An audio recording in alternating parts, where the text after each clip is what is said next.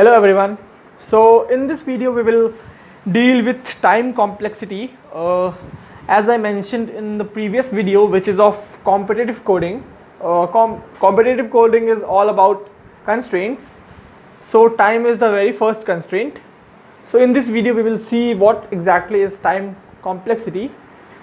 So in this video we will deal with the introduction, what is order of growth, then best, average and worst case complexity. Then these are the mathematical notations, big O, omega and theta notations. Then we will analyze for loops, how the complexities are calculated in the loops. And last but not the least, we will deal with the recursive functions, right? So I'll try to be as specific as possible, but I think the video will be a bit long. But I will try my best to cover everything.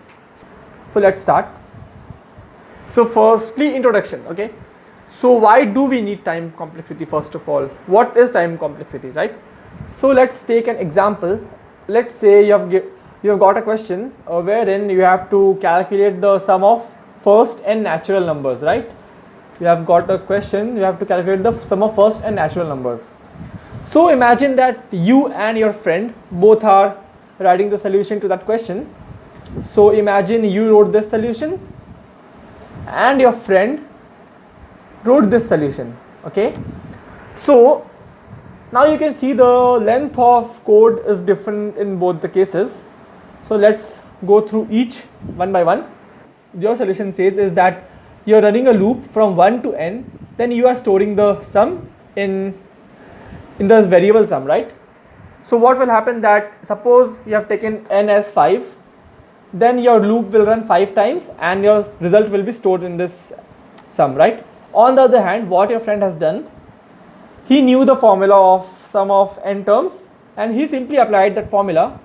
So in this case, if n is 5, simply it will come inside and it will calculate 5 into 4 by 2 and you will get the 5 into 6 by 2 and you will get the result, right? So you can see the length of code is different and the logic is also different in both the cases. So now talking about the difference, so let's say n is 5. So what happens in your friend's case is that when the computer starts processing, it will take unit time to initialize the arrays, then unit time to input, then again it will take unit time to calculate this sum, because there is no repetition, because simply it has got a formula and it will simply put the values and it will output the result, right? So there is no repetition, so it will just have to run one time. So the time taken by this can be represented as, let's say, constant, because this is also constant, this is also constant, like it is not dependent. Like as in this case, if n is 10, this loop will run 10 times, so it is dependent on n. The time taken will be dependent on n. On the other hand, in this case, the time is not dependent on n, right? So coming to the first example, let's say n is 5. So what will happen is that the loop will run 5 times, and each time for adding this, it will take unit time. So let's say for each operation it takes unit time, but here what will happen that it will do that unit thing 5 times, right? So everything is same. If it takes c, then it will take somewhat, not exact, but somewhat 5c time, right? Not exactly, but somewhat it will be close to 5c, right? Because this loop has to run 5 times if n is 5, so it will take 5c times. But in case of computers, it doesn't really matter, because c and 5c are more or less same thing, because it will take some nanoseconds extra to calculate that 5c thing, right? But the difference comes when n is very large. Assume that n is tending to infinity, right? If n is tending to infinity, what will happen that in this case it will again take constant amount of time, but in this case when n is infinity, this loop will have to run infinite times and then the difference arises, right? So in that case we will have to analyze the algorithms based on their complexities. As you can see, this was the better algorithm for calculating the sum of n natural numbers. So we have to keep a few things in mind before we proceed. N is tending to infinity, as I told you earlier. So we would not pay much attention to constants, as they are negligible when n tends to infinity. So while doing the mathematical calculations, we won't hesitate to ignore the constants, right? And I'll say that you pay more attention to listening, because as it is, you will get the slides. We will attach the link in the description, so you can get the slides from there. So let's start. So now coming to the order of growth. What is order of growth? So order of growth is basically used to determine the efficiency of an algorithm, right? So this is the basic definition. I'll explain it to you in a better way with an example. So it is basically used to compare two algorithms based on the time which they take to grow. So let's take an example. So suppose you have two algorithms, algorithm 1 and algorithm 2, right? You have two algorithms, and the time taken by this algorithm to grow is n, and the time taken by this algorithm to grow is n square, right? So now we can see that after certain time, n square will grow more than n, right? N square will grow more, so n will take lesser time to grow as compared to n square, right? As it is evident, right? Let's suppose n is 5, then after certain time n will remain 5, but it will become 25, right? So you can see that the algorithm 1 will take lesser time to grow as compared to algorithm 2. So we say that algorithm 1 is better as compared to algorithm 2. Okay, so it is as simple as that. So I told you earlier, n is assumed tending to infinity. So let's take more examples to understand this. So basically, to calculate the order of growth, we use certain rules, right? So the first rule says that ignore lower order terms, and the second rule says ignore leading constant. So let's take an example. So let's say we have an algorithm whose time complexity is given by this. Okay, so we have an algorithm whose time complexity is given by 2n square plus n plus 7, right? So now applying the rules, the first rule states that ignore the lower order terms. So you can see n is lower order term as compared to n square, so we will be ignoring n. We will be ignoring constant, it is also a lower order term. So now we are left with 2n square, right? Now the second rule says that ignore the leading constant. So now we will ignore 2 as it is the leading constant of the highest order term. So now we are left with n square, right? So now we say that order of growth of this algorithm whose time complexity is given by 2n square plus n plus 7 is n square, right? So the order of growth of this algorithm is n square. I hope I am clear. Let's take another example. So I'll come to this later. Okay, so first we have an algorithm with the time complexity given by 5 log n plus 4, and the second, on the other hand, we have g of n, another algorithm whose time complexity is given by n cube plus log of log n, right? So now again applying the rules, we ignore 4, and in this case, okay, so for here what will we need to know which grows faster, n cube and log of log n. So for that you can refer to this list. Okay, so first is constant, after that log of log n, then cube root of n, then square root of n, then n squared, then n cubed, and then n to the power n. So we are assuming that n tends to infinity, right? And okay, so based on this, if you compare, then log of log n is ignored here. So here it is n cube, and here you ignored 4 because 4 is a constant, so it is less, log n is more, and 5 is also ignored because it is the leading constant. So order of growth of f of n is log n, order of growth of g of n is n cube, right? So now comparing log n and n cube, so see, you can see n cube is here and log of n is here. So you can see log of n grows lesser. So since the order of growth of f of n is less, f of n takes lesser time to grow, and hence it is a better algorithm, right? So I hope you have got some idea about what is order of growth and how it is calculated, right? So now coming to best, average and worst case. So while calculating the order of growth, we come across three cases: best case, average case, and worst case. So let's take an example. Suppose you have a function, right? And the function calculates something, okay? So it's something vague. So what happens is that if n is even, it is printing something, right? It is simply printing something, and for printing, it takes simply unit time. So let's say it takes 1 unit of time, right? On the other hand, for if n is odd, then it runs a loop, and it is dependent on n. Like if n is large, the loop will run that many amount of time. So here in this case, it would be n into t of 1, right? Because I told you printing something would take constant amount of time, and I am taking it as at t of 1. So it will take n into t of 1, and it will take t of 1. So you can see in a single function, the time differs based on n is even or odd. So here we take the best case, average case, and worst case, right? So what is the best case? So in the best case means in the minimum time. So what is the best case? The best case is when n is even, so time complexity would be constant, right? Because in the best case n is even, and it will just print something, and it will take t of 1 time, so it is a constant, right? What happens in the average case? So basically average case is the combination of both. Like if n is even, it is constant, and if n is odd, it is a linear, right?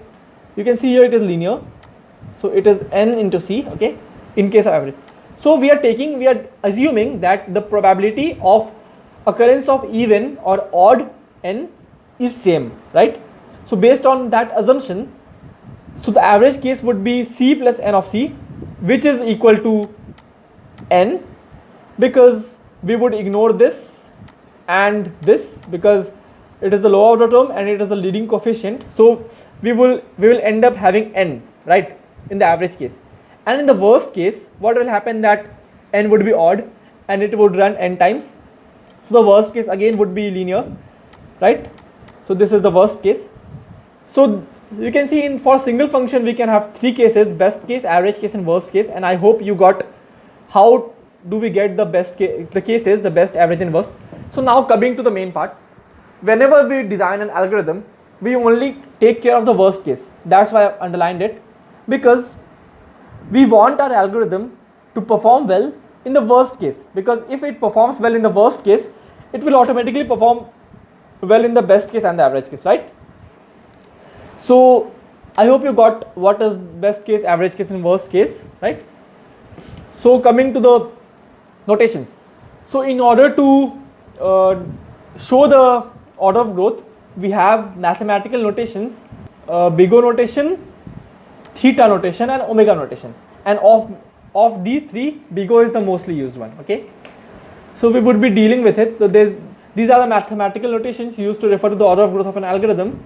There are basically three types of notations which are mostly used: big O, theta, and omega, of which big O is the most used, right? So firstly, coming to the big O notation. So big O notation is basically used to give an upper bound of the function. So it is just a simple definition. Let's understand it with the help of an example. Let's say we have an algorithm whose time complexity is given by 3n square plus 5, right? So this is the time complexity formula. So its order of growth can be written as big O of n square. Again, through the rule of order of growth, we ignore 5, we ignore 3, we are left with n square. We say that order of growth of this algorithm is n square. So here we say that order of growth can be written as big O of n square, right? So here, as you read in the definition, it is used to give an exact or upper bound, right? So you can see C log of n, n by 2, n by 4.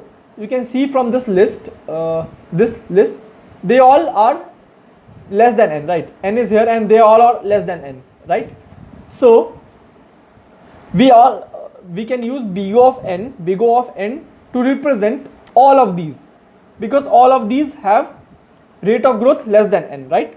So suppose if you had 3 log of n plus 5, right?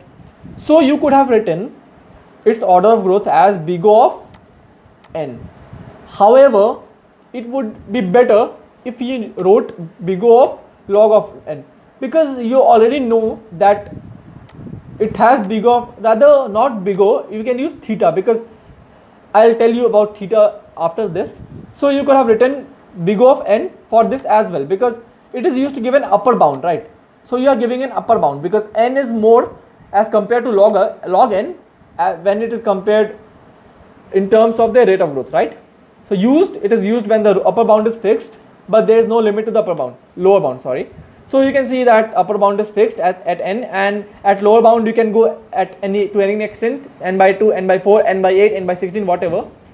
So I hope you have got what exactly is big O notation. Coming to theta notation. So it is used to give an exact bound. So I gave you the example here. If you have a function 3 log of n plus 5, in this you exactly know that its rate of growth is log of n, right? You exactly know that. So it is used to give an exact bound. So for this, time complexity can be given as theta of n square. You exactly know that it has this, right? Here in this case, you could have written big O of n for log of n, but you cannot write theta of n in this case because it is used to give an exact. In this case, you could have given an upper bound, right? Because all these are less than n, all these are less than n. So we gave an upper bound using the big O notation. But theta notation is used to give an exact bound. So you can't give a range, right? Because if a question has log of n, then you can only use theta of log of n as its complexity, right? I hope I'm clear. So used when an exact bound of the function is known, right? So coming to mostly big O of n is most important. So theta and omega are just for your information. You just have to keep it at the back of your mind. So omega notation. So omega is just the opposite of big O. It is used to give a lower bound. In this case, we are using it to give the exact bound, right?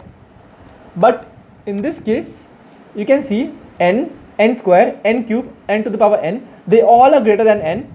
Even then, we are using omega of n because omega is used to give a lower bound, right? Because all these are more than n. You can see here this list. All these are more than n. So we can give a theta bound to n. I'm sorry, not theta bound, omega bound to n. And so in this case, all these will be covered. However, if we give big O of n bound to n, then all these would be covered. All the left part, right? So this was omega notation. So n square, n cube, n to the power n, etc. can all be written as omega of n, okay? Used when the lower bound is fixed, but there is no limit to the upper bound, right? So I will give you the example. When we used to calculate the order of growth, we said that if we ignored 5, we ignored 3, and then we just said that the order of growth of n square, order of growth of f of n is n square, right? So just in place of order of growth of f of n is n square, we have just brought these mathematical notations, right? It doesn't have any much more significance. So it is just used to replace that order of growth of f of n is n square. We are simply doing a big O omega theta of n square, whatever, right? So I hope I'm clear with the notations. So now coming to the important part, the part which is the most important in time complexity analysis, which is the analysis of loops.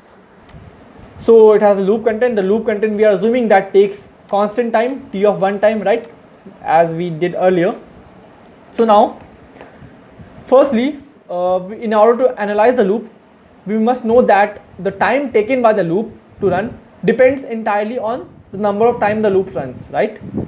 So in this case, the loop will run n by k times, right? I hope it is evident, because let's say you take n is equal to 10, then the loop will run for 0, then 2, then it will run for 4, then 6, then 8, right? So it will run 1, 2, 3, 4, 5. So 10 by, and we have assumed k is equal to 2, 10 by 2 is 5. So the loop runs 5 times, right? So you can say that the loop runs n by k times. So the time complexity would be theta of n by k, right? Because I told you time complexity would be defined by the number of time the loop runs. So this is the loop runs n by k times, the time complexity would be theta of n by k. We are using theta because we know the exact number of time the loop runs, right? We know that the loop will definitely run n by k number of times, so we are using theta notation, right? So now since k is a constant, we can easily ignore that, so we will get theta of n. So we can say the time complexity of this loop is theta of n, right? So coming to the next example, now let's take this loop. So this is a bit complex. So I is equal to 0, I is less than n, I is equal to I into k. Okay. So again, let's take n is equal to 10 and k is equal to 2. Okay, k is 2 and n is 10. So now loop will run for I is equal to 0, 2, 4 and 8. So that is 0, 2 to the power 1, 2 to the power 2 and 2 to the power 3, right? So the loop runs 4 times. And the value of I goes till 2 to the power 4 minus 1, right? You can observe that it is value of I goes till here, so it is 2 to the power 4 minus 1. So when we assume that the loop runs t times, why are we doing this? Why are we assuming this? Because I told you that the time taken by the loop, the time complexity can be only be defined after knowing how many times the loop runs, right? So we are assuming that loop runs t times, so the value of I will go till 2 to the power t minus 1 as evident from here, it will go till 2 to the power t minus 1. So again 2 to the power t minus 1 must be less than n, right? Because it is I is less than n. So again applying log on both sides, so we will get t minus 1 is less than log of 2 log base 2n. So now we can easily ignore log base 2 because log base 2n can be simply converted to log n by certain logarithmic operations, right? So we will simply write log of n in place of log base 2n. Okay. So now again, or t is equal to less than log of n plus 1, right? Now again we will ignore the constant 1, so we will get that t is less than log of n. So the loop will run t times and the t is less than log of n. So now here comes the use of big O. Here you can't use theta because we know that t is less than log of n, right? So we know all upper bound, that upper bound is log of n, right? And t is definitely less than log of n. So in this case we use big O notation to give the upper bound. So the time complexity in this case is log of n, right? In this case we won't use theta because we don't exactly know how much time the loop runs, because we know upper bound that t is definitely less than log of n, hence we are using big O notation, right? So I hope it is clear why we are using big O notation for this, right? Now coming to the third example. So in this example it is also a bit complicated. So let's take n is equal to 30, k is equal to 2. I am going a bit fast because the video is becoming too long. So n is 30 and k is 2. So loop will run for I is equal to 2 to the power 2 and 2 to the power 4. So if we take in terms of k, it will run for 2 k to 2 to the power k, then 2 to the power k square. So when the loop runs 3 times, the value of I goes till 2 to the power k to the power 3 minus 1, right? So we are just doing the same thing, whatever we did here in this case. So we are doing the same thing. So if the loop run t times, value of I will goes till 2 to the power k to the power t minus 1. Again applying log, and after all the calculations you can apply the logs. You will get t minus 1 is less than log of k. So t minus 1 is less than log k log 2n, right? So again after that you will get the t is less than log of, again I am ignoring the base k and 2 because it can be converted to log of n by suitable logarithmic operations and the constants being ignored. So again we are getting a upper bound, so we will say that the time complexity of this loop is log of n, right? So this is as simple as that to calculate the time complexity of the loops, right? So now coming to nested loops. So for nested loops it is very simple. You know the time complexity for this loop, right? We calculated it just here. So the time complexity was log n. So for this it is log n, and for this I told you earlier that it will run n times, so it will run n times. So in total the time complexity would be n into log of n. So big O of n log n. This is the time complexity of this loop, right? So I am going a bit fast. You can understand it by pausing the video, right? So for this it is log n, and for the outer loop it is n. So we just multiplied it to get the time complexity of the next overall loops. Okay. So now coming to two loops. So for this it is n, mentioned earlier. For this it is log n. So when the loops are separated, then we just add it, n plus log of n. Again now, as we did earlier, we will ignore the lower order terms. So here log n is the lower order term. We will ignore that. We are left with n. So the time complexity is theta of n in this case. Why theta of n? Because we exactly know that it will run exactly n number of times, right? However, if you know write big O of n, it is not wrong, but it is better to be as specific as possible. So theta of n would be more appropriate, right? So this was it for this video. I hope you got the idea of how to calculate time complexity and what is it, what is order of growth, and how to go about. So I've attached the link to this slide in the description, so do check it out. It would be helpful for you in case for revising, right? So that's all for this video. Thanks for watching.